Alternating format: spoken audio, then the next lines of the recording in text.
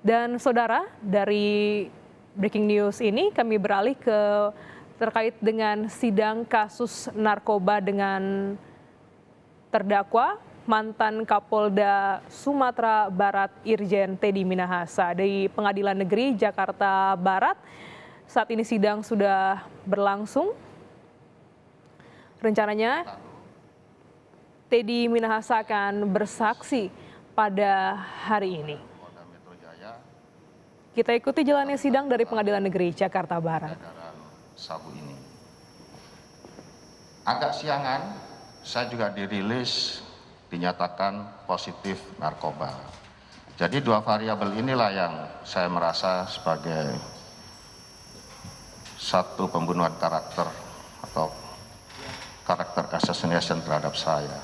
Mengapa?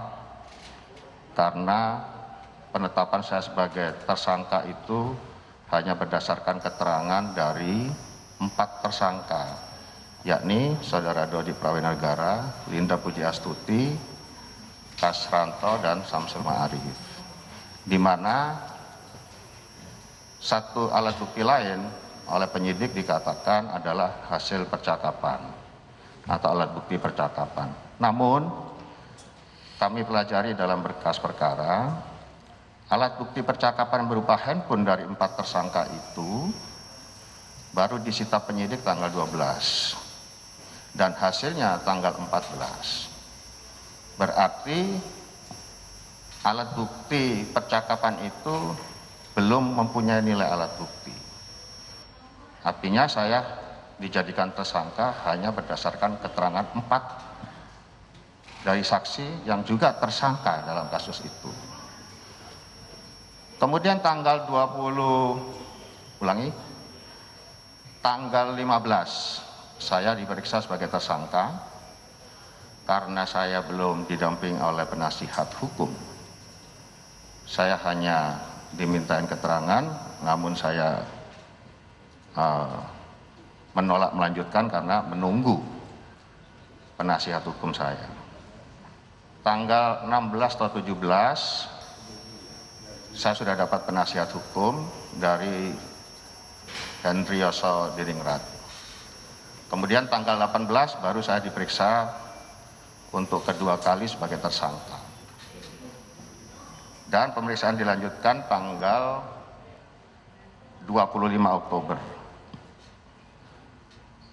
Untuk handphone saya disita oleh penyidik tanggal 15 Oktober. Diajukan kepada laboratorium forensik digital itu tanggal 15 dan hasilnya tanggal 19.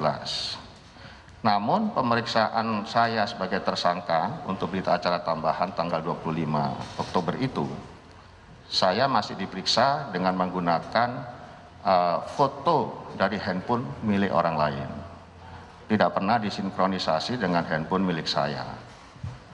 Ya saya ikuti saja apa yang diinginkan penyidik. Padahal tanggal 19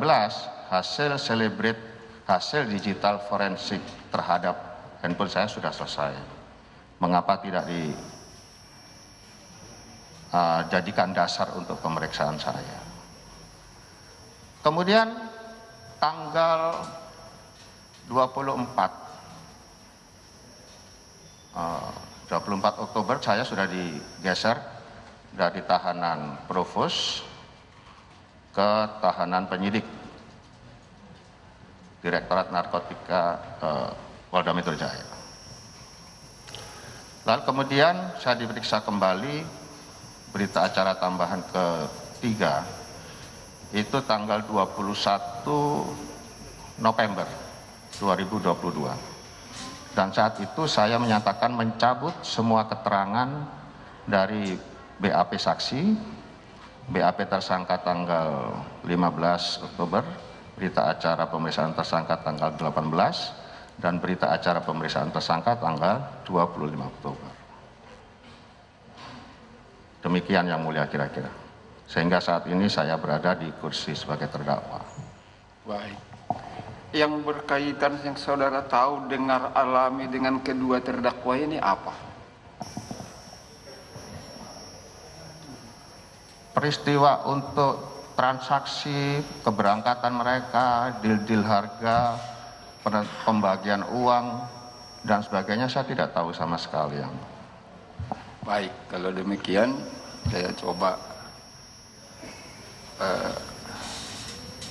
pertanyakan beberapa hal, tapi yang sudah diterangkan kami tidak tanyakan lagi.